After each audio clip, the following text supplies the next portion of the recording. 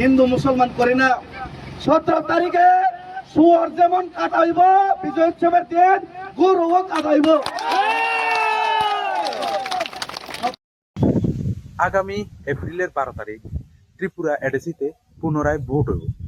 আবার এই ভোটকে কেন্দ্র করে সারিয়ে বিভিন্ন প্রার্থীরা ত্রিপুরার ভিতরে যে মেজরিটি অফ দ্য প্রার্থীগুলো আছে, যে বা স্ট্রং প্রার্থীগুলো আছে, যেমন সিপিএম, বিজেপি, ত্রিপুরা মথা, যারা ত্রিপুরার বড় বড় প্রার্থী, তারা বিভিন্নভাবে এডিসি এলাকার মানুষের সাথে কথাবার্তা কইতে আছে যাতে তারা ভোটটা পায়।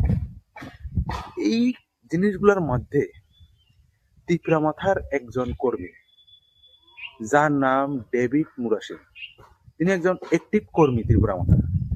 তাই নিয়ে একটা বক্তব্য দেয় যে যদি 2026-এর এপ্রিলের 12 তারিখ যে ভোট হইব ত্রিপুরা এডিসি এলাকাগুলোর ভিতরে, ওই ভোটের ভিতরে যদি ত্রিপুরা মাথা জিতে, তাইলে 17 তারিখ বিজয় মিছিলে 17 তারিখে শুয়োর যেমন কাটাইব, বিজয় উৎসবের দিন গরুও কাটাইব। আমি জানি না ভারতের ইতিহাসে বা ভারতবর্ষ যেটা আমরা হিন্দুস্তান হিসাবে ধরে নিই, এই হিন্দুস্তানের ভিতরে কোনো রাজনৈতিক নেতা এরকম অন ক্যামেরার ভিতরে এরকম মানে নন সেন্সেবল কথাবার্তা কেমনে তাই নিয়ে কইতে পারছে, এটা আমি সত্যি আশ্চর্যজনক। তাই না জিনিসটা তারা কিতা বুঝাইছে যে যদি ত্রিপুরা মাতা আইয়ে, তাহলে হিন্দুরার সামনে হিন্দুরার পূজ্য দেবতা বা হিন্দুরার যে পূজনীয় যে পশু যেটারে আমরা মা হিসাবে মানিনি, সেই মায়ের হত্যা আমরা নিজের চোখে দেখি। সে মায়ের মাংস খাইতেছে একটা সম্প্রদায়, এটা আমরা নিজের চোখের সামনে দেখতে।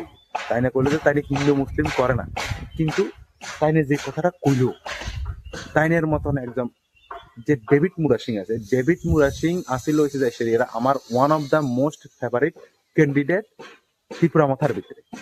ঠিক আছে, আমি ত্রিপুরা মাথা করি, যাই হোক, যার পার্টি যার একটা ব্যক্তিগত ব্যাপার, কিন্তু যে গরুর মাংস, এটা একটা হিন্দুরার একটা আস্থা। গরুরে আমরা মা হিসাবে মানি। কি কারণে মা হিসাবে মানি এটাও আমরা জানা দরকার, যে মা একটা শিশু বা জগতের সব শিশুরই ম্যাক্সিমাম মানুষ আমরা গরুর দুধ খাই। মায়ের দুধ আর গরুর দুধ মোটামুটি একরকম হিসাবেই ধরে নেওয়া যায়, যার কারণে গরুরে আমরা মা হিসাবে মানি। এরকম কারণ ত্রিপুরা এডিসিতে যেসব মানুষগুলা থাকে ওগুলো শুধুমাত্র মুসলিম বা ওই শুধুমাত্র খ্রিস্টান নয়। ডেভিড মুরাসিং যে নাম বা আপনার কথাবার্তা অনুসারে আপনার কাছে আমার কাছে মনে হইতেছে আপনি যেহেতু মুসলিম না, তাহলে আপনি একজন খ্রিস্টান ধর্মীয় লোক। আপনাদের ধর্ম অনুসারে সবকিছুই একটা মাংস, কিন্তু যে প্রাণীর হত্যা বা যে প্রাণীর আপনার কিতা কই যে মাংসের কথা কইছেন, ওই প্রাণীরে আমরা হিন্দু ধর্ম অবলম্বী যেসব মানুষগুলো আছি তারা মা হিসাবে মানেনি। যে প্রাণীর দুধ খাই সেরে আমরা বড়, ওই মায়ের হত্যা আমরা সামনে করবেন, জিনিসটা দিশারিয়া আপনি ভোট প্রচার করছেন অন ভিডিও ক্যামেরা রেকর্ড, কেমনে করলেন? আপনার মতন একজন এরকম একটা একটি ত্রিপুরা মাথার প্রার্থী হিসেবে একটা ত্রিপুরা রাজ্যের রাজবংশীয় যে প্রার্থী, এই প্রার্থীর একজন মানুষ হিসেবে আপনি কিভাবে এরকম নন সেন্সেবল বাস্টার্ড টাইপের কথাবার্তা করতে পারছেন? আমি সত্যি যে আপনার তরফে যে আমার অন্তর থেকে আপনার প্রতি যে ভালোবাসা আসিল, প্রীতি ভালোবাসা আসিল, এই ভালোবাসা চিরতরে নষ্ট হয়ে গেছে।